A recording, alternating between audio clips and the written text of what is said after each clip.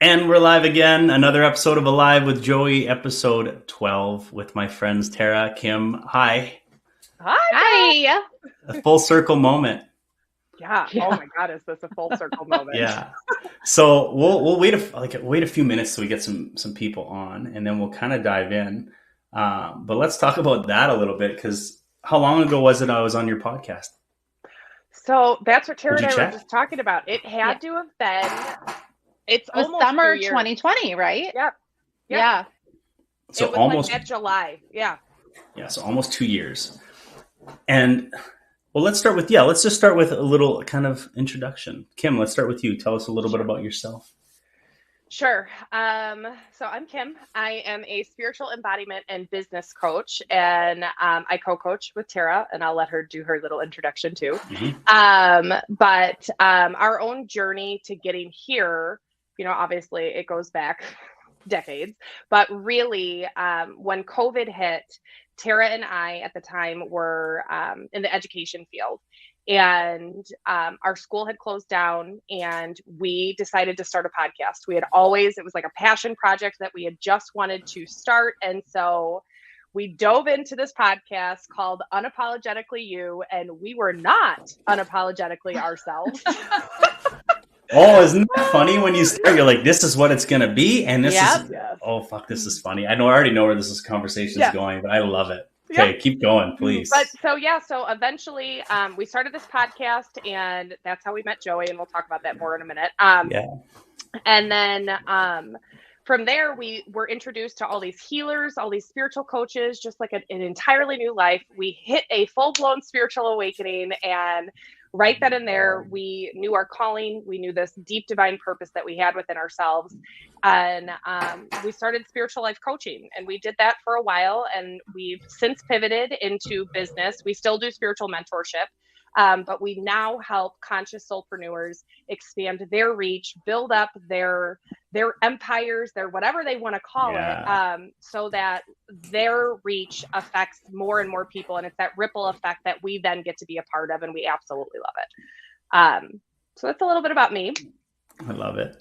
I love Yes. it. And I'm Tara. And I have the same story as Kim, obviously.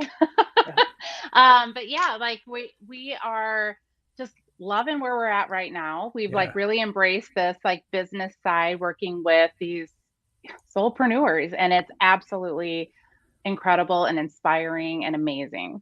So soulpreneur, I tell me a little bit about where that came from and what that means to you. Sure. So I'll no, go ahead. If you're good. Yeah. Entrepreneurs, obviously, those are people who are like go-getters. They're self-starters. They are ignited by a passion. You don't become an entrepreneur unless you are a passionate and you're driven by your passions. But a soulpreneur is a little bit different. And for us, what we find is people that are soulpreneurs or, have a soul-led business. Mm-hmm. It really is about raising this consciousness. It really is about healing and expansion and creating a better planet and allowing people to embody the love that is so freely available to them. And so it's a mission that's within our heart. It's near and dear our heart. We believe that we're all here leading a movement right now and leading a new earth. And that is what we're activated by. And so we get to do it by helping people leave their 9-to-5s, leave this like hustle culture, this toxicity type of go, go, go, don't slow down at all.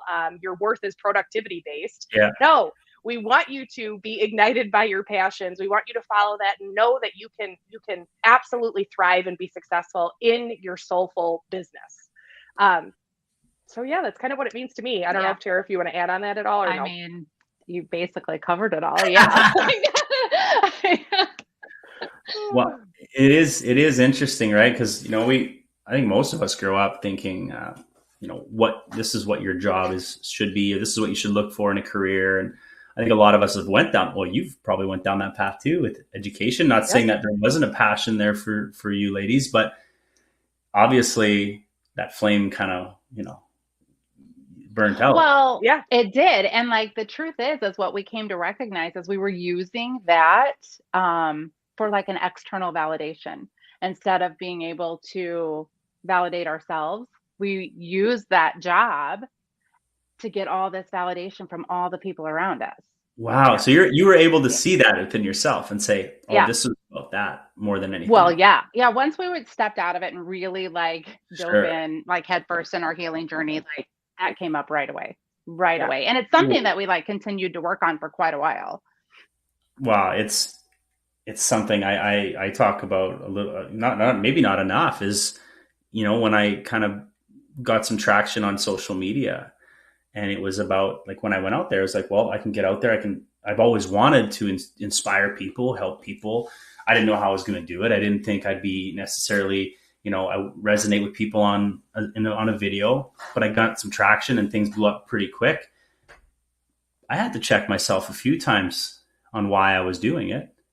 It's easy to get attention and likes and good comments, and all of a sudden your ego gets pumped up and pumped up and pumped up. And that validation from others was something that, like, it's not always easy, but you have to step back and go, okay, why did we start this? What are we doing? What's the message? And why are you relaying the message? Why are you sharing the message? So absolutely. Right? Yeah. Yeah. And I think for us, like part of our social media, like going down that same venture, our struggle, this is so interesting because I feel like we all have such similar struggles to some degree, but then we have such differing struggles at the same point. Our struggle was being seen on social media. And when it was getting all of those likes and all those interactions and having all those people see it, there was this uncomfortable part of ourselves that was like, oh, girl, we do not want to be seen by all these people. Both of you share that? Oh, yeah. Interesting. So overcoming that has been, like when you decide to go all in on your business, when you decide to go all in and take out the word business even here, and let's just say a mission, right? There's something within you that has given you this mission, that has given you this deep divine purpose. You wouldn't do this. You wouldn't go down this avenue if it wasn't meant for you, right? I mean, you just wouldn't. And so when we're on that path and we're doing this, it's like constantly coming back to it and going, okay, wait a minute, we have got to work through this because we are going all in on this. We believe in it 110%. We believe in this new earth. We believe in higher consciousness and what it affords people the ability. And so that's that propelling moment of, we have to uncover this. We have to keep uncovering why we don't want to be seen. So what was it for you? Was it one thing, a few things? Like, did you get to the root of it and go, oh, that's why I didn't want to be seen? Was it an inner child thing, or did you find some of those pieces? Tara, you want to go first? Well, first of all, doesn't it all always come down to the inner child? Let's just say that. Come on. So there was a lot of that. It was a lot of, like our upbringings and conditioning and our roles. And I think it was a lot of those pieces. And then just like that fear, right? There was like this huge fear of what it meant to be seen, because like for Kim and for me, we left this like other life, right? Where we were these preschool teachers and we were in this community and looked at a certain way. And now all of a sudden, here we are swung completely this other way. And we're like, we don't do that. This is who we are now. And like, we were like, what if these people see? What are they going to think? Because at that point we were still really worried about what if they see? Oh shit. What if they see what we're saying? So it was like, we were, really censoring what we were saying and having that really hard time putting it out there. Wow. That's the same with me. I went on TikTok. Nobody was on TikTok that I knew. It was easy. I was like, fuck, I can talk about aliens and ghosts, and I can talk about a consciousness and my my experiences, this and that, and channeling and all this wonderful stuff, and I don't care. And then my guys are like, okay, so when are you going to start sharing this on Instagram? I'm like, nope. And I had some other friends that aren't sharing on Instagram. I'm like, like my voice. Oh, I got this is what people knew me there. I had 700-800 people that I knew on Instagram. Now I got to be real with them. Wait a minute. And then I'm like, oh, shit. And then it's like, oh, I got to go. And there was a moment, and there was a few of my good friends through this journey that have said, like, let's go. Like, you are ready. Like, and I said, okay. And it was 1 video out of 4. Then it was 2 out of 4. And then I was like, ooh, not that one. That one's too much. Yeah. That one's too much. Oh but God, these I love this. people know me as Joey here, this Joey. And I kind of still like that they see this version of me. I could still be that version. So I'm going to hold on to that for a little while longer. It didn't fucking matter. Like, but the power that comes with just being open and with it everywhere, And it's so freeing. So freeing when you finally just do it. Absolutely. I don't think you could. Well, I mean, your expansion, it slows right down when you don't fully honor your voice, your truth. Everywhere you are, right? So, kind of slows things down. Absolutely. Yep. That's a big one. Oof. So let's talk about. Sorry, go ahead. I was just gonna say, and like, in addition to the fear of being seen, I think there's this like deep realization too that comes back to, it's this root of it's a feminine energy issue, actually. Like, that's where it lies in, because the root of the feminine, the root of the wounding of the feminine, is a fear of simply being, and being all of you, right? Showing up as every aspect of you, your full expression, and allowing people to see every inch of you, right? And I think those shadows, huh? Yes. Yeah.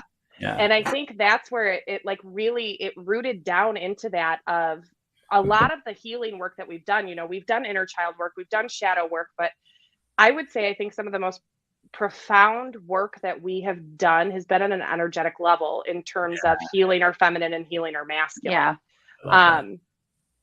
And that's like really allowing all of us to be present in every given moment, seeing my spiritual quirky self, and then also seeing like my super professional like bitchy self, and then also seeing like the fucking crazy psychedelic self, right? They all get to coexist. You're absolutely right. And Mary said it's a journey to accept that there is only one true version of yourself, and it's all those, and it's the same with me. There's the rainbows and butterflies Joey that likes to just be positive and share messages, but there's also the fuck around and find out part of me. That you don't, there's boundaries, and there's pushing me far enough. And it's interesting. Cause we always, I think, battle with all those different parts sometimes, because they're all rooted differently. And Okay. So you said something interesting yesterday that both caught us, I think, like kind of deer in the headlights when I heard it, when you said, we're going to have to pay our dues. Yeah. So, because I was asking the girls yesterday, because we hadn't chatted in a while, and Tara and Kim were saying that they made a huge pivot, and I said, tell me about what you're doing. There's like, well, we're doing spirit embodiment coaches, but also business coaching, and it kind of piqued my interest, because I'm currently expanding my business and I'm looking for someone to work with, so it's interesting. And tell the story here about the pay your dues and how that all kind of. What that meant. This is some deep societal conditioning right here, y'all. So when we got into spiritual embodiment coaching, period, we did some certifications. We have studied everything under the sun, but like the deepest, most profound things I think that we have come to be able to give to our clients is honestly our own downloads, our own experiences with the divine, with ourself, right? And so we had built up this clientele and built up this base where it was like, every single one of the clients we work with all have the exact same results. We are doing it. It's great. But secretly, when we started this business, our actual focus was, we're going to do this, and then eventually we're going to get to business coaching. Where we want to be. This is where we want to be. Right. Where we want to be. But you have to, in like many, corporate ladder, right? Like, this is like exactly that. You have to pay your dues. You have to put your time in. You have to slowly, it's got to be difficult. You've got to like pull yourself out of the mud, like pull your grind till 3 in the morning. Yes. And we embodied that so much so that our journey reflected that for a hot minute. And it we were an absolute mirror. The universe was mirroring exactly what our deep subconscious beliefs were around this. And then once we recognized, oh my God, wait a minute, what we want to do, what we are most activated about, is getting so many soulpreneurs to rise into their leadership and expanding their reach. That is what activates me. That to me gives me the biggest ripple effect. It gives the biggest transformation for all. That's where I want to be. And once we did it and realized that we've been holding ourselves back, we've been sitting in this mentality that has prohibited us from the growth that we desired, from building the business we loved. It's mind-blowing. Yeah. And we all go through these moments, every single one of us, in business, in life, whatever it is. We all have these moments. I kind of compared it to, like anybody in coaching and any type of healers, tarot, Reiki. We all go into this knowing that we can do what we love for a living. Maybe some of us go in it just to gain new knowledge and maybe some skills for ourselves. But in the end, I think a lot of us go, wow, I can do Reiki and make money for this. I can exchange my service that I'm passionate about for the frequency of cash, or for my money. And that's a beautiful thing. That's what you want. You want to do what you love and be able to live on that. Yeah.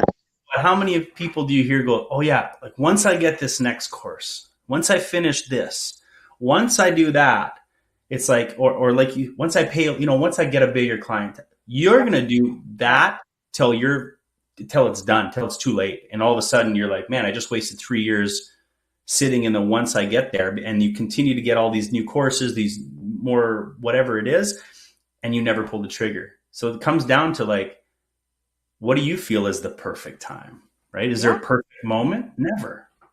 No. It's an imaginary line that we create in our head, right? It's just another story. It's another layer that we're telling ourselves. And that's where Tara and I are, the work that we do with our clients in whatever capacity, whether it's business or spiritual, we always ask everybody, go back to your motives. What is behind this? Yeah. What is the reason?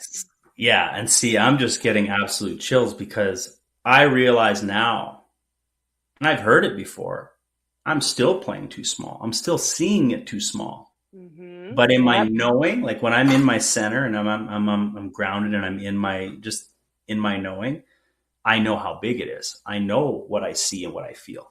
Yep. But there's still parts that still play here. And it's like, oh, that'll be there. Eventually we're going to go there. Same thing. It just might be wrapped differently. And it might have a different hat. Yeah.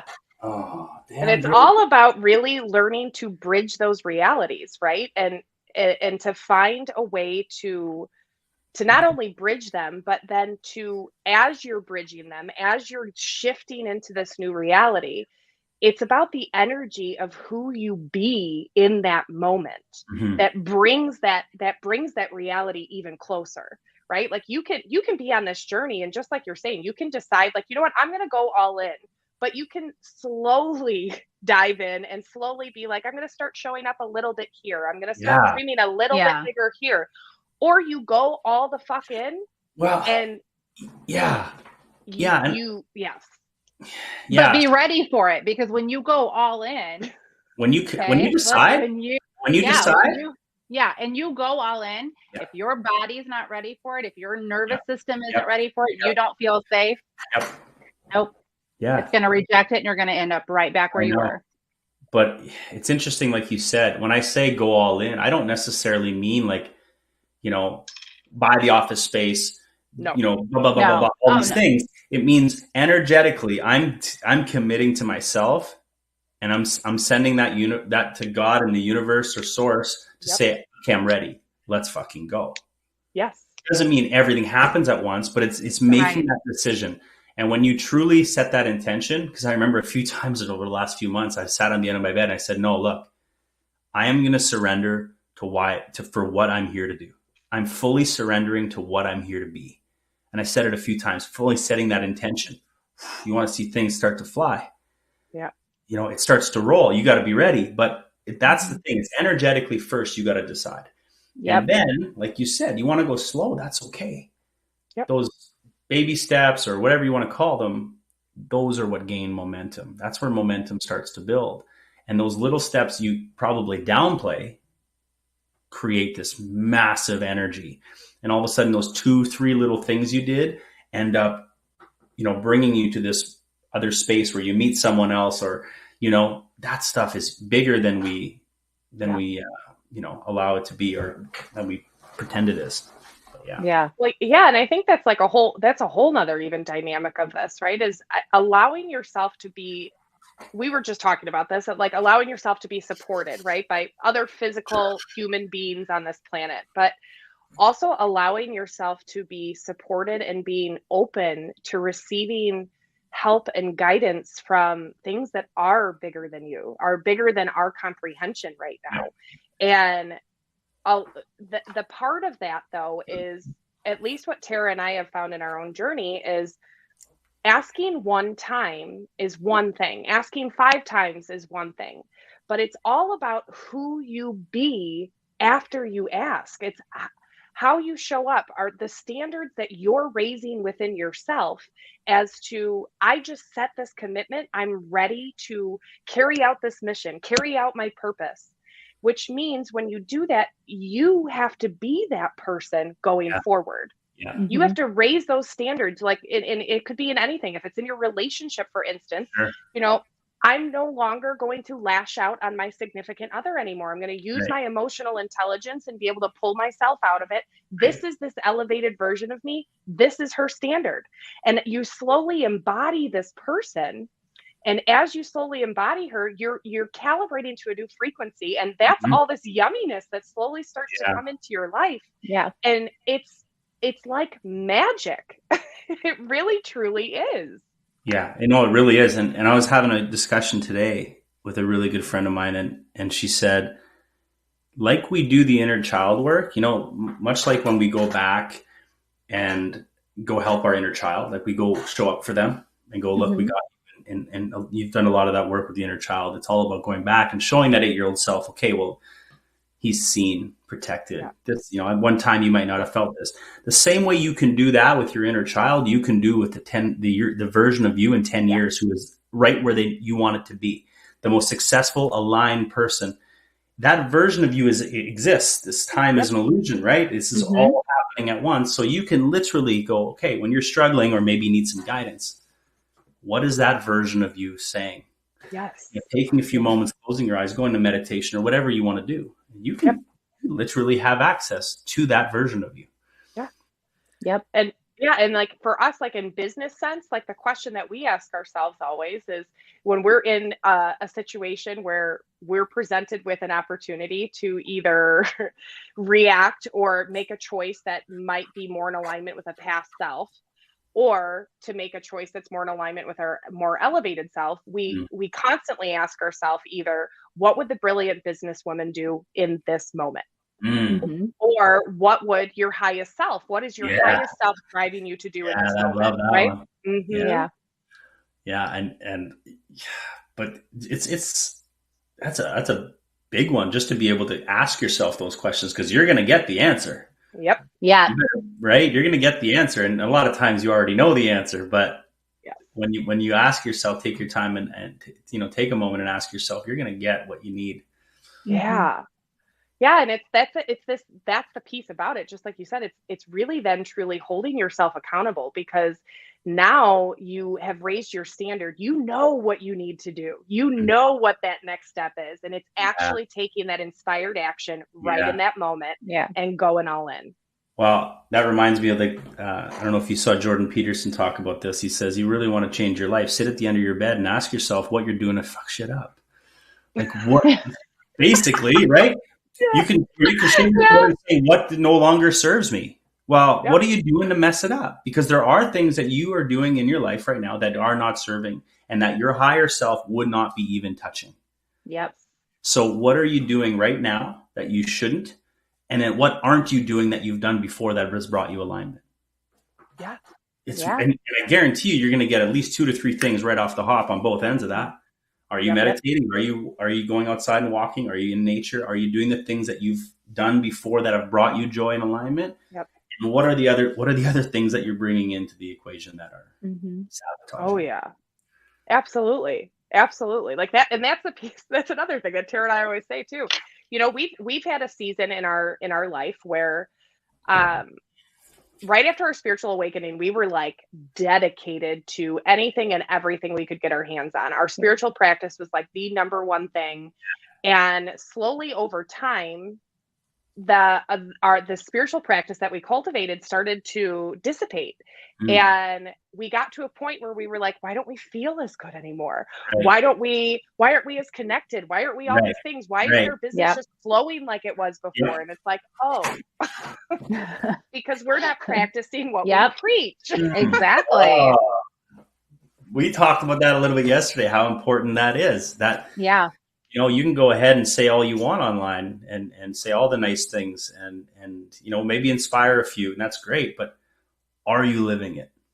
Yes, exactly. And there's times I still have to go, fuck, I got to step up. I got to really own that. Like, and it's a journey, right? We're not going to be perfect right off the hop. Neither of us go on and say, I'm super evolved and, you know, do what I do. You know, it's not what this is about. This is about our struggles and being open, raw, and vulnerable about how we navigate, you know, not only when we're in alignment, but when we're struggling.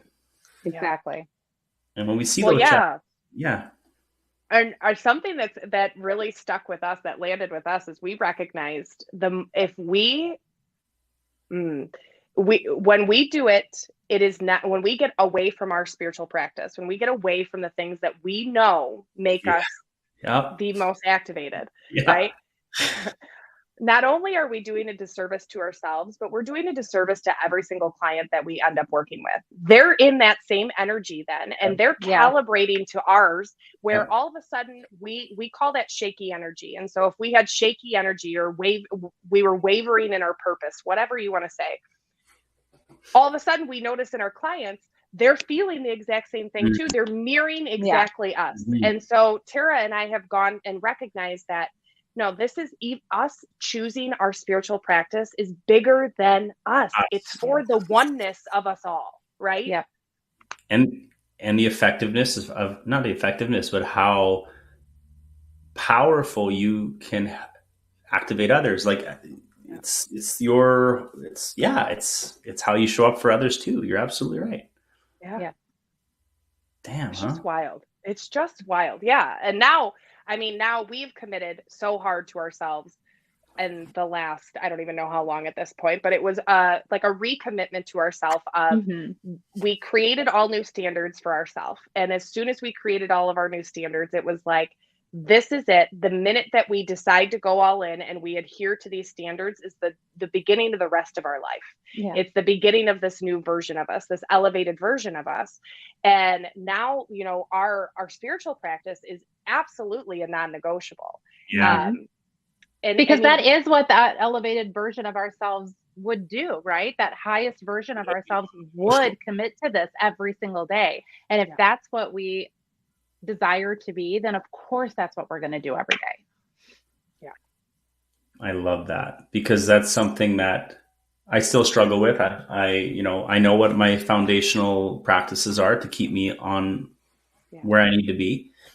You know, 80% of the time I'm on it.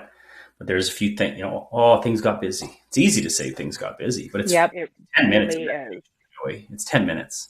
Could you find, I could have easily found that 10 minutes, like anybody with the gym or anything else like that. It's really easy to just make an excuse.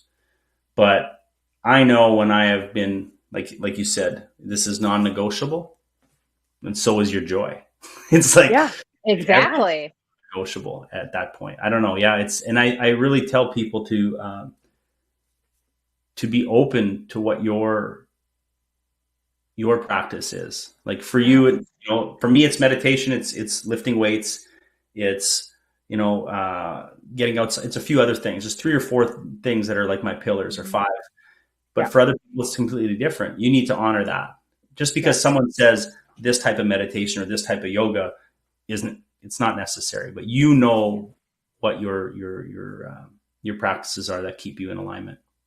and trust. Well, yeah, and it doesn't even have to be the same thing every day. As long as you're like committing to doing that for yourself, whatever your practice looks like from day to day can completely be different. It's just honoring that commitment to yourself. Mm-hmm. So let's talk about that. So Tara, let's start with you. Like, what is your practice? Like, what are your non-negotiables? So every day, like when I get up before everybody in my family, and Kim and I actually both do this thing called the Savers practice. Okay. And so it starts with journal. So that's the S for silence. So that's the meditation piece. Then the A is for affirmations. The V is for visualization. The E is for exercise. The R is for reading. And that's like something personal development, not just like a fiction book. And then the final S is scribing. So that's journaling time. And so that's what I do every single morning before I start my day. All of that. What is that? How long does that take you? You know what? There are times, taking the exercise piece out, because that piece is at least 30 minutes each day. Right. But all the rest of it, it can be anywhere from 15 minutes to an hour and a half. It's just whatever I feel like that day. But it is, I would say most days it's at least like a half an hour to do those things. Yeah. But then there's days, when you're just so into it and it feels so good, and then you just want to keep going and you stay in it. And if you have the time, of course, it's great. And then there's like times that I add in like pulling oracle cards or dropping into my body or whatever that looks like. So, it's just whatever feels good that day. But those first things that I named, those are the things that are non-negotiable. I do those every single day. And that's what makes me feel good and feel aligned. What was that called again? A Savers method. So that's SAVERS. SAVERS. Mm-hmm. Savers method. Yeah, it's super powerful. It's super powerful. And I think starting your day, I do the exact same thing Tara does.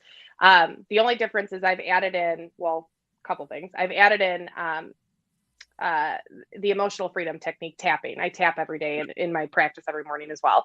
But Tara and I both have recently started microdosing. And so we've added that in the actual consumption of it during our morning,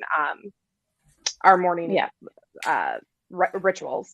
But starting your day in that energy throughout the day, like Tara said, it can be 15 minutes long. It can be 30 minutes long. And we actually, when we work with our clients, we always say, we don't want you to ever go through like you have to do this, and this. We want you to just dedicate an amount of time, amount to yourself every day. That's all that you have to do. And so if that's 15 minutes, like Tara said, you break that up and you do whatever feels right, what resonates with you and what honors your body, your specific body. Yeah. But throughout the rest of your day, then when anything happens, like when life happens, which is going to happen, you are able to come back to that energy and that space so much more quickly, and you're grounded and rooted right back into it. It's 100% accurate.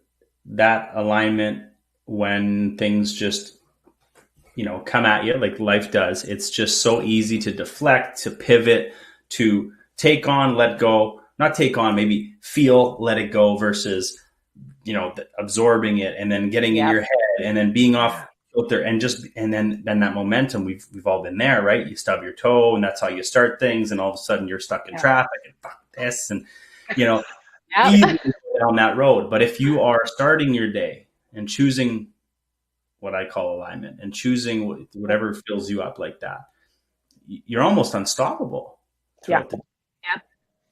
Oh yeah, because it's that. So what it does too is that obviously it enhances your awareness. Sure. And so throughout your day, then this is where we call thought work, right? So it's correcting the thought errors that you have throughout your day. We have to always remember that we are limitless, abundant beings, and anything that does not coincide with that is a thought error. Right. And so when you have that level of awareness, you get to understand where that thought error comes from, acknowledge it, send it love, send it compassion, and recognize that this is just an old version of you, that's all she understood. Right? I like laughing. That's my favorite is when you catch yourself in those old thoughts and it's like, you're like, you kind of laugh at it. And the power of that is just immediately taken away. Yeah. Yeah. Like, I love it. Isn't it so fascinating too, because there are so many people out there that still struggle with they're so attached to their thoughts that they don't understand that we're not our thoughts. But just what we've just recognized right here, the fact that you are laughing at said thought, it's because you're the witness to said thought, right? Yeah, exactly. You are the observer. Yeah. It is hilarious. And I remember the first time kind of grasping that concept was through Eckhart Tolle's work. And that was the first book I read was A New Earth. And I started to just go, I think it was like 4 pages in. I'm like, what the fuck is this? This is insane. I remember him talking about anxiety and emotion and these triggers. And he's like, try this. And I remember what it was. I can't remember what it was. I think it might have been anger or anxiety I was feeling. And he said, just allow yourself to feel it without the story and the judgment and watch it. Yeah. So I remember getting this like anxiety attack, whatever the hell was going on. I'm just like, I'm just going to watch it. 3 seconds later, it was gone. I was like, what just happened? Well, because I didn't feed it this story. I didn't do anything like that. I observed the reaction in my body. I was present with it. Just like I was watching a movie, I was watching that feeling in my body. Yep. And just by being present with it, it literally, I felt it just go, gone. Yeah. And I was like, what is this voodoo shit? I couldn't believe it. And I started doing more about it. And then, you start kind of getting present with your body and the energy. And I was just blown away. Like that was the moment. And that was one of the biggest moments in my life, that book. And I was only 26 or 27 years old. I was nowhere near ready for it, but it's what started to break me open. And that's the observer. It's funny though. You can't force this on anyone. No. No, you can't at all. And, it really truly is. It's their level of awareness. I mean, because to be honest, so fun fact. So Tara and I, when we worked at that preschool was actually housed inside of a church. And I also worked for the church, and Tara and I were heavily involved at the church. Mm-hmm. And when we sort of went our separate ways, there were a couple people that hung on and were like, well, what are you guys reading? I'm curious. Can you give me some book recommendations and whatnot? And so A New Earth was actually one of them. And I literally can remember said person being like, this is witch bullshit. This isn't real. And it's truly it really truly is your level of awareness, and it's completely fine. There's no harm, no foul. There's no anything about it. Cool beans. You're not ready for it. That's great. It's not for you. That's great too. Yeah. And if they just knew that all this information is in the same, basically comes from all the same place, and what they're believing is just the same, just written differently. I mean, whatever, it is what it is, but all interpretation. Yeah, absolutely. And you know what? If it's bullshit, they're right. If it's real, we're right. Whatever. Exactly. Whether you believe in the magic or not, you're absolutely right. So I just choose to believe in the magic because it's changed my life so much. Right. Mm-hmm. Oh yeah. I tell people, just give yourself, if you're miserable or not happy or struggling in life, study the law of attraction or study gratitude. Even those just 2 little things. Start to learn about those 2. Go all in on it for 2 weeks. Just say, screw it. I'm just going to try this with everything I have. Yeah. I don't know anybody who would honestly go into that full on and for 2 weeks and ever not be completely changed forever. Yeah. Oh yeah. Miss. It's not like everybody's more gifted than you. We all get to manifest. Yeah. We can all create. We can all make things happen. We can all be happy. Yeah. Yeah. Oh, for sure. And the truth is we don't know what we don't know. So let's just jump in. Yeah. Okay. So speaking about jumping in, microdosing, huh? All right. That's what elevated Kim and Tara do. So that's a funny story. Like in and of itself, honestly. So the people that we have kind of surrounded ourselves in, they're immersed in all things spirituality and from all different contexts, right? We have people that are tarot readers, love crystals, and like that's their jam. And then there's other people who lead psychedelic journeys, and that's their jam. And hypnotherapists and coaches and healers, and they're this whole realm. And so a lot of what we had understood is that when psychedelics will find a way to call to you.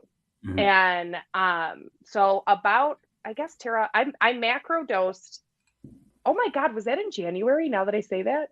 No, it was cold outside. It was maybe February or so. Yeah. But anyway, so my husband and I macrodosed, and it was a delicious experience. The whole thing was awesome. And in that moment, it all had aligned, and we did that, and it was great. And Tara and I, between the two of us, I generally would say I maybe step in first, and then Tara's like, okay, Kim survived, now it's my turn, right? Like, so Right. so that's just how it works, right? And so after that, we had both said, you know, I macrodosed, and I had said, it's so interesting because the benefits that I saw, obviously, like the visual stimulations that were going on, the sensory input and whatnot, obviously was elevated. Yeah. But this feeling of oneness, I said to Tara, I was like, fun fact, I get that exact same feeling every single day in my normal spiritual practice, with or without a psychedelic. And so I was like, that's just like how deeply we've embodied and live and breathe this work. Yeah. And so I was like, some people love psychedelics, and I guess I'm just like high on shrooms all the time, you know, like that's what it felt like. And then at that point we had said, okay, macrodosing, I would absolutely do it again, but this microdosing, we found one of our coaches currently leads microdosing, right? Isn't that what it is? Yeah, I think so. She leads microdosing journeys. She lives in Guatemala, and she leads microdosing journeys there. Do you know where she lives in Guatemala? I don't. No, I don't. I can't remember. Yeah, we will. And so through her, she's like put together a whole program, and she helps people basically through their whole journey. And we connected with her and a person that she had recommended. And we loved this Instagram page, which is Microglow. It is so informative, so on point. It's beautiful. And so we connected with them, and it just fell in our lap. We had purchased what we thought was the microdose, the medicine itself, and what we ended up purchasing was specifically the tea. And the day that we were like, oh, we bought the tea, this is so exciting, I can't wait to start, we ended up having a session with our coach, who was like, no, you've got to also contact her to get the medicine from this point. So she actually helped us get everything in line so that we could, I mean, it was like a matter of days. And so at this point, today was actually only day 3 of our microdose journey. We just started on Monday. Yeah. And, you know, it's been, well, Tara and I think we've had very similar moments. Yep. A lot of, we do it right in the morning. And so a couple hours after that, there's this moment where you're really heart activated, you're really heart centered, and you're very clear, and messages are coming directly in. And it's just like, I need to sit in a space for 30 minutes and specifically journal all of this out right now and be in my body. And it's beautiful in that way. But I've been noticing, and I realized it tonight, my husband, he had said this is now the 3rd night in a row where I've been laughing and having so much more fun while I'm making dinner. And it's hours and hours and hours later where he comes upstairs and he's like, is this the microdose, or like, what is going on? Because this is like, you're having so much fun up here. And that was the intent. I think both of us had said our elevated selves microdose. We just know that they do. We know that that's part of their journey. And it's opened up something already within us that all that thought correction and that thought work that I was just talking about, it's like happening on autopilot now. It is optimism 24/7. It is that inner knowing 24/7. And so thus far, I've really enjoyed it. Yeah. Right. And for your dosage, have you find like, can you tell me what the dosage for like what you're taking on a micro? Yeah, so our dosage is actually intermixed with cacao. It's a cacao and a lion's mane tea powder. And so she has them packed in capsules. So technically we are taking 1 gram a day. However, that is not 1 gram of psilocybin. Yeah. So it is closer to, I think it's what she was saying is that most people, isn't it 0.035, right? Isn't that what she said, Tara? I can't remember. I think that's what it is. It's that ballpark, or maybe I'm getting there. Oh no, you know what? It's 0.02. It's 0.02 dosage. Because according to this site, her studies, her work that she does, 80% of people, their sweet spot is right in that dosage. Yeah. So it's working thus far, but it's so fascinating. I love this because you actually build a container around it, like a safe space. So it's not that we take it every single day. We take it for 4 days on, and then you're 3 days off. And during those 3 days, it's considered like the afterglow of the 4 days. And that 3 days is meant for integration. It's meant to really go back and look at what you've learned, what you've journaled, what has come up for you, and really allow yourself to integrate during that process before you re-enter into another 4 days. Right. Mm-hmm. Okay. Yeah. I like that. So I wonder if that's because I know the lion's mane's big, because I was looking at the Paul Stamets stack. I don't know if you know who Paul Stamets is. He was the guy on Rogan talking about it and everything like that. I think he's pretty much one of the trailblazers when it comes to microdosing. And there was lion's mane, and there was another one that went with it. I can't remember what it was, but it was another mushroom. Anyway, it doesn't really matter. But yeah, I'm really interesting because I did have my own little experiment with microdosing, but I didn't. Dosage was a little high for a few times. So I was kind of like, okay, this ain't no microdose. I got to be careful. I think I was starting at 0.1.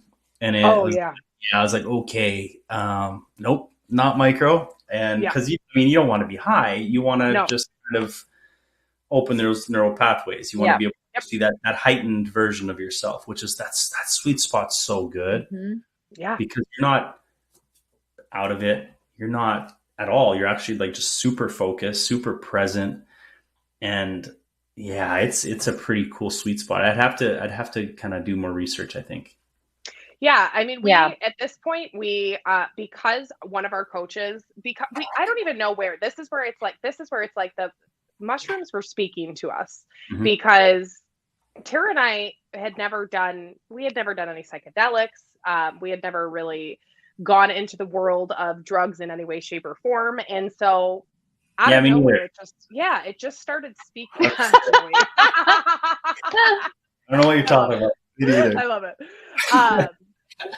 So it just started speaking to us. And once we realized, so we have one mentor, and a part of that mentorship is we have another mentor alongside of her.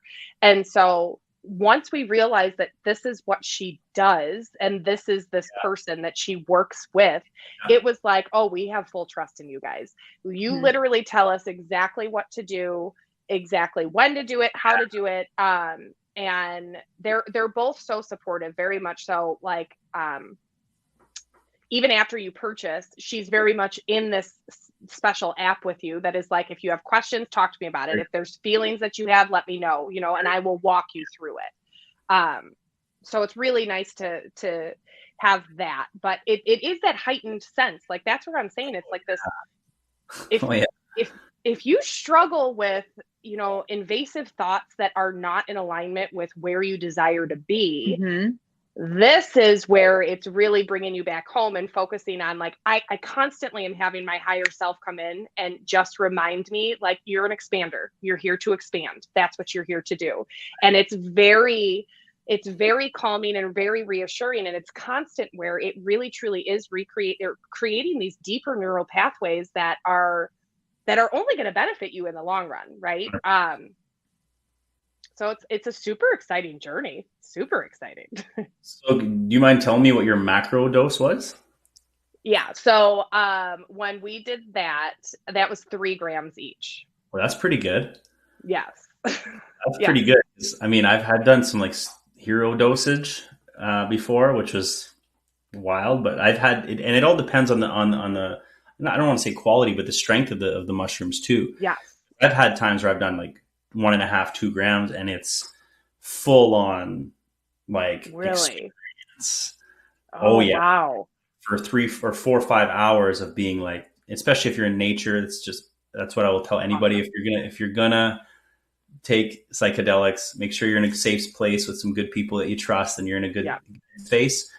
And nature, because what the connection that we all have with nature gets heightened and fine-tuned to a point where it's just out of this world.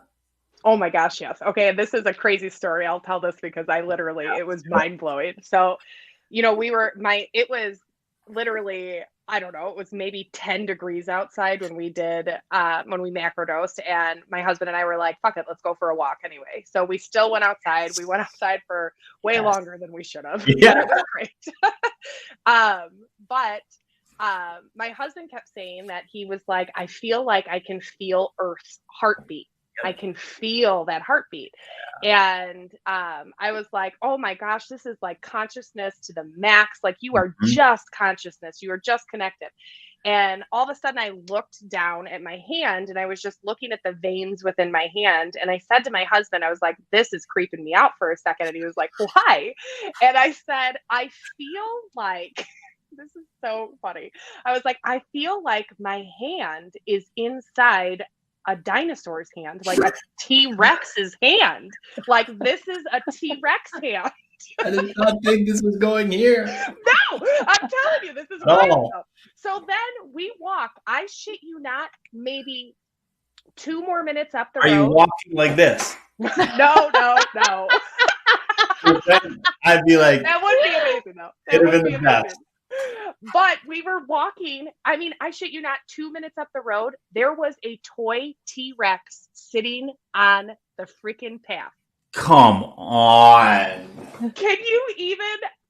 I mean, and it was snowing. There was snow everywhere, and there was just this teeny T-Rex on the path. The universe does it again. I literally then was like, I was like literally saying to my husband, his name's Joe. I was like, Joe, oh my God, the universe.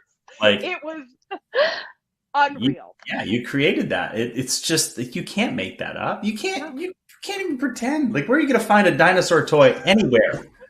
Okay, in a store, but let's be honest. Like, that's wild. It was wild. Cool. Mm-hmm. Yeah, it was one of those moments of recognizing, and we were talking a little bit about this yesterday, of like, really, truly, when you lose that attachment, how powerful of a creator you are, right? How when you're just like, you speak it into existence, there's nothing there, there's no expectation, there's no attachment, but the power of your words, and before you know it, like these manifestations happen before your eyes, because you could literally care less about it, right? And that was one of those moments where it was just like, I can't believe this is real. I can't believe it. That's unbelievable. I have a few people, here, I'll put it up here. Shanna's saying, microdosing has been calling me the last 6 months and I haven't done it yet. I'd love more info on the ladies you are talking about. So can we find that anywhere? Is this public? Yeah, hold on. I'll look up there. If you go to, it's, micro_glow is their Instagram. And if you just message them, you can check out their website, and you message them and they'll guide you through it all.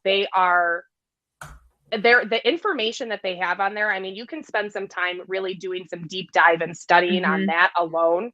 And you can sign up for their emails, and it's so informative. They give you such great information on that too.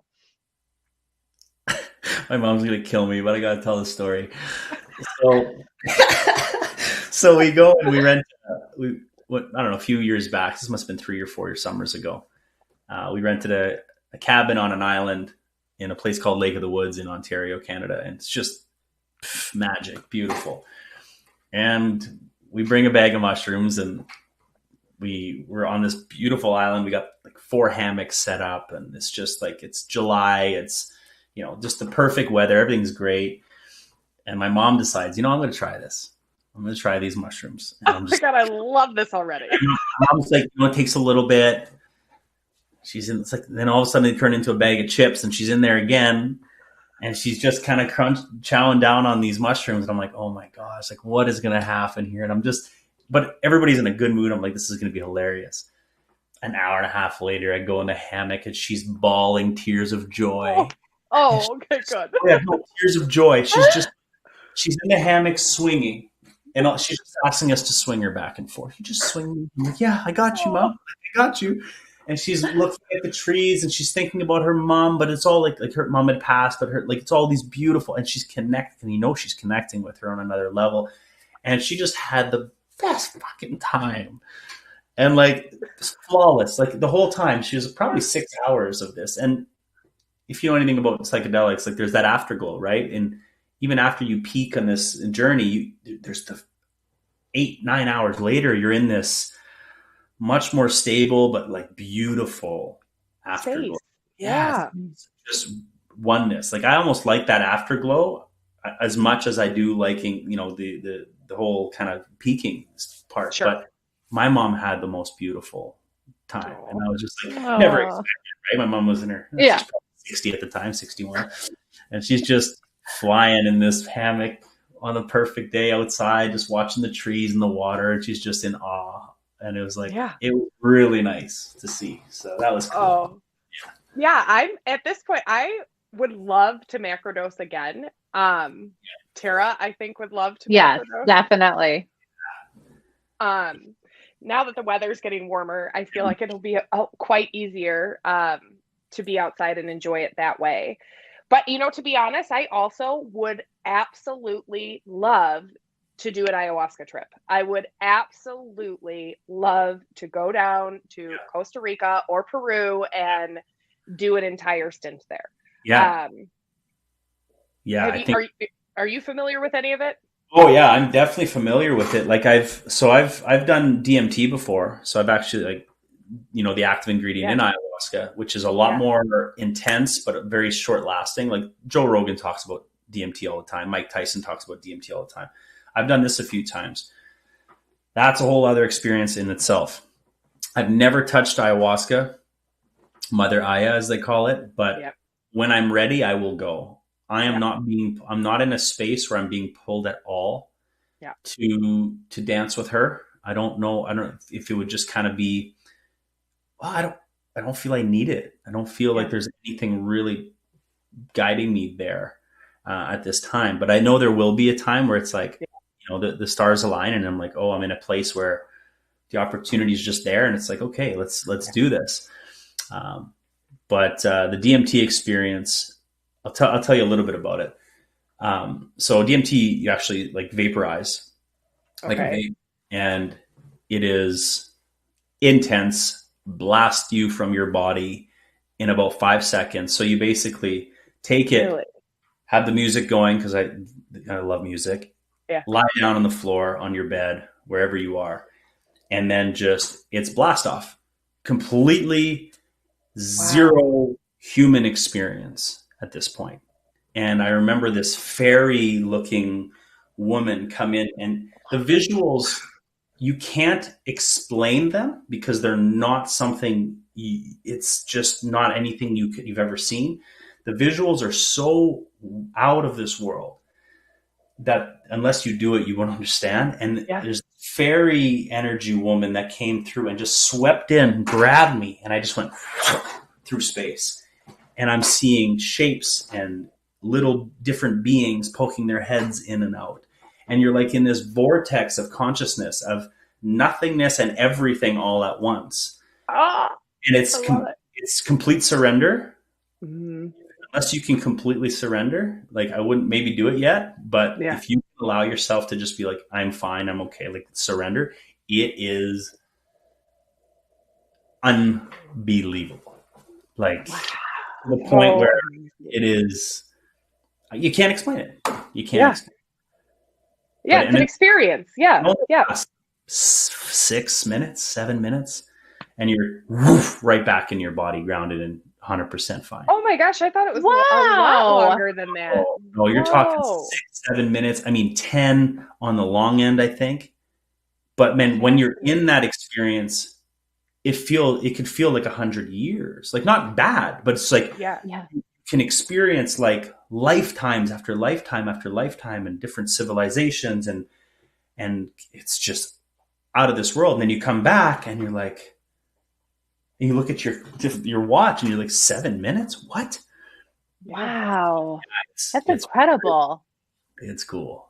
Yeah. Well, Wow. Joe Rogan's a really good, because he talks about it a lot. He says that is one of the most game-changing substances on the planet. You want, and Mike Tyson talks about it too, about his transformation and his conscious evolution. Fascinating. Yeah. With DMT. Wow. Yeah. Wow. Yeah, I love the whole, to me, you know, like I look at it, it's funny how a society, and it just, you know, how this works, but it's funny how we are okay with certain vices, if you will, right? You know, we're okay with people drinking a ton of alcohol. We're okay with people even still like smoking cigarettes, where, you know, you get to do all these other things, and psychedelics are still sort of looked as like this like poo-poo dirty hippie thing for so many people. But in the world that I live in, the reality, the network of people, it's just an additional component of feeling connected to everything, right? Just feel it, like the healing component. Yeah. The amount of people and veterans I've read about having these, you know, being, or even addiction, the amount of people addicted to opiates and other things like meth and everything else, having these bigger doses of mushrooms or LSD, and literally going through a transformation in that moment, or even ayahuasca, and getting out of there completely fine, like healed from the grips of that addiction that they had. There's so much more that these plants offer. Yeah. And yeah, there's still stigma around it. And I used to not even talk about it much. I don't give a shit anymore because I know how beneficial these are. But it's like anything else. You can abuse mushrooms. Sure, you can do mushrooms every week. Yeah. You're not doing it for the right reason. Yeah. You can abuse LSD. You can abuse all these things. But if you're being pulled, the plants have something for you if you're being pulled. Absolutely. They're speaking to you like that, really, truly on a vibrational level. Like that's exactly what it is. They're calling to you. And that's where I think, as long as you feel that invitation, right? As long as you feel that deep invitation and you're safe within yourself and within the people that are around you or that are leading you through that journey, you know, trust where you are led. Yeah. So I'll just give a few tips for people who are looking to do this. I mean, your source is always going to be important. Try to find someone you trust with what you're getting. B, absolutely. Make sure you're in a good space. Unless you're really if you're in a really bad place, I would then go maybe go to a retreat where you're guided by shaman or people who know what they're doing. If you're in a bad place and want the healing out of it. But if it's more to experiment, make sure you're in a good headspace. Make sure you're with people that you love and trust, not just a bunch of weirdos you met yesterday, because that might get weird. You know, it's just you want to be comfortable. But other than that, I think having someone sober is always important too. Yeah. You know, unless you're comfortable where you are. But what else would you recommend if someone is kind of, just like you said about like getting outside, for sure. Macrodosing, hands down. Microdosing is just a different beast. You know, Tara and I, the first day that we took it, we made sure that day we had absolutely no plans that day, because you just don't know, right? You just don't know. Yeah. And it was completely fine. It was completely fine. The first couple of days of microdosing, the first 2 days, honestly, because today's only day 3, the first 2 days, there was a period where, like you're talking about, that peaking level, for both Tara and I, it was like about 2 hours-ish afterwards. And you'd have like a 30-minute, maybe intense window where it really was, it to me, compared to a macrodose, it felt like the afterglow effects. Yeah, right. Yeah. And then it's just the rest of your day. You're just more, you're activated. Your heart center is open. You know, you're this heightened level. You allow yourself to express yourself a little bit more freely. And the stress, the little shit that normally rock you is just a joke. You know, whatever. Yeah, it is. So, it is. And, you know, I found like even and this is such like a mundane thing, but like even going out and like running my errands late in the day, like that I do now. Way more fun. Like, oh my gosh, I'm so like connected to all these people. Like, I don't know. It's great. It's like you really do feel that connection. And I feel like because you're putting that out there, they feel it too. And then so they're responding to you differently. And well, it's you're attracting that. Yeah. You're attracting the love. Exactly. You're attracting the waves and the smiles. Yes. You know? Yeah, it's just been great. I think it's important for people to know, though, like when you're on the microdose, you're not high and having hallucinations. Not at all. You just feel like you're in the best mood ever. You're just connected to your knowing and your heart, and you get to go out and literally live normally like you would normally live, but do it in a way where so much less triggers, so much less anxiety, so much less bullshit chatter. Yep. You know, and so much more focus. I feel like there's so much more focus too. You wonder how many athletes actually microdose, because I've heard of a few, like snowboarders and stuff, like, and other athletes microdose before big events. Mm-hmm. Why wouldn't you? Like, I know a friend of mine who would microdose before golfing. Every time he'd hit the best round of golf he's ever shot. Well, you're so focused. You're not in your head saying, "Oh, this." You're just in the moment having fun, and you're hitting the ball properly, and you're so. Oh man, I think we're gonna have to have another episode of just about mushrooms. Get some other. Oh, this is cool. It is. It's a very cool. And honestly, so in addition to what that microglow, the Instagram, so one of our coaches also leads a support group. It's a free support group for entrepreneurs who microdose, because that's another aspect of it. Just like you were saying, athletes, a lot of entrepreneurs microdose because it allows you to have that clarity, to be a little bit more open to new possibilities and seeing that. Absolutely. So that's another beautiful space too. There's so many different avenues of basically the right people that you desire to have in your life are absolutely out there. Every 100. Single kind of them. Yeah. But be open enough to connect with these people. Yeah. You know? And that's the key. Yeah. Be open and say yes more often to these people that are coming into your life, you know, because you just never know how big it's going to be. Yeah. So what about the group? Can you tell us what the group is? Do you know it offhand where people can find this? So so that's on. Let me just look up her. Sure. So Taylor. Yeah, it's Taylor.Elizabeth.Lane is yes, Taylor.Elizabeth.Lane. That's her Instagram account. And she always has it in her stories. She'll talk about it. And it's a weekly support group. It's on every Tuesday. Cool. And it's just her gift to this world. Her mushrooms are her, oh my goodness. She believes in the power of this medicine deeply. And this is her avenue of gifting it out to the world. Mm-hmm. I love it. Ladies, we're past the time. You see what happened? We're having fun. We didn't even touch on like any of the stuff we said we were going to touch on because I knew this was going to happen. That's the beauty of it. But these are my final two questions, and now there's two of you, so you both have to answer these two. The first question I have, I always ask my guests to be vulnerable, open, and I think we all have been today talking about our journeys. But is there something in your life that you haven't necessarily shared, or something you haven't shared much of, that you can share with people watching, something vulnerable and open that, you know, something just kind of pushing you a little bit? Yeah. Gosh, I can't decide which one. I'm like in my head toying between the two.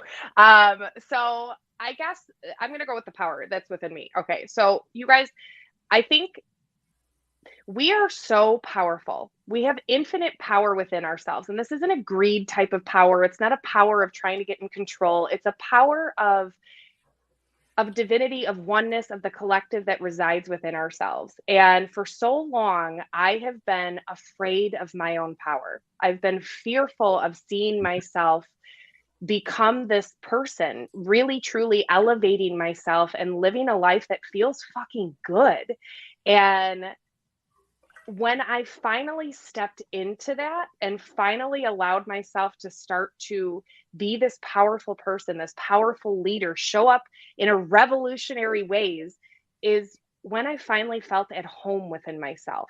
So oftentimes on the other side of that power, of that fear, that's who you need to become. That's where everything resides. Mm-hmm. So jump in, do it. Like, that's all that I can say. Be unafraid of your power. I love it. Okay, Tara, something vulnerable. Okay. I'm gonna share. So, I think I'm just going to go with this one because like, this is the one that's been like the most relevant here lately. So, I've never, ever in my life, ever really looked at myself as somebody who's a leader, somebody that can be a guide for people and to do that. I've always considered myself, like, this is something I've always said. I'm like, I'm just a mom. Like, that's what I've always really thought, like in the back of my mind. And when I finally was able to like crack that, right? And finally look at myself like, fuck yeah, you're a leader. Like, look what you do. Look at these connections that you build. Look at what you're doing. And when I really fully embrace that, oh my God, I started showing up in this completely different way that gave me so much, again, power, that made me feel so good. And that felt so true to me, like in my soul, I could feel like, of course you're a leader. Of course you've been trying to get here in all of these lifetimes. And like, this is the culmination of it all. And like, here you are, put it out there. And that's what I've been doing. And it's been great. And I feel so great. The feedback I've been getting is so great. And like, I don't know, it just feels so good. And so like, the key is, I feel like whenever you think that you are something, you're not what you think you are, you know. You just step out, do it, step outside that comfort zone just for a minute, because there's so much power on the other side of that comfort zone. I love it. Okay, last question. This is my favorite question. What does it mean to be alive for you? Like, if I said for you.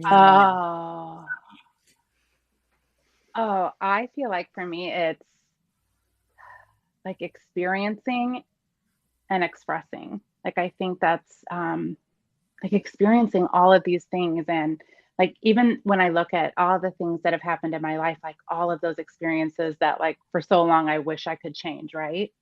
But oh my God, every single one of those got me right to this point, and this point's fucking magic. Right? So like, it's that. So it's experiencing all that, and then being able to express yourself, like fully, like live as your soul's like fullest expression. Like, that's what it means to me. Yeah.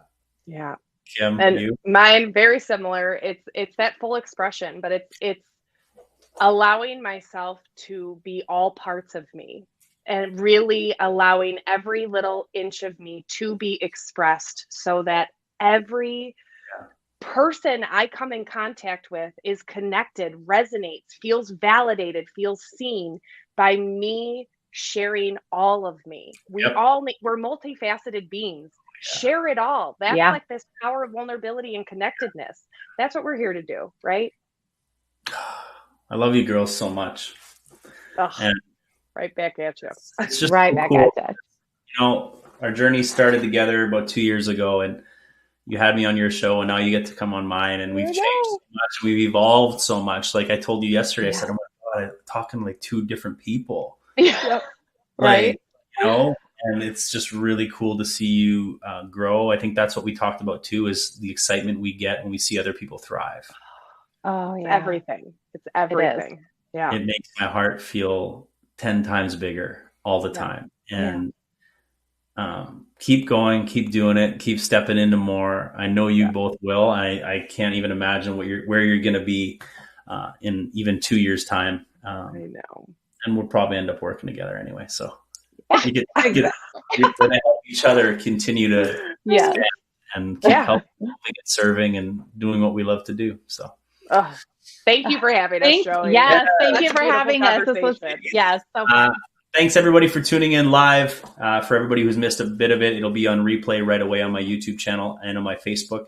Next week, I'm taking a little break. So we're going to be offline next Wednesday, but we're going to be turning the week after for another episode of Alive with Joey. Thanks again, girls. I really appreciate you. Thank you. All right. Thanks, guys. After this, the broadcast, and we'll chat. Thank you.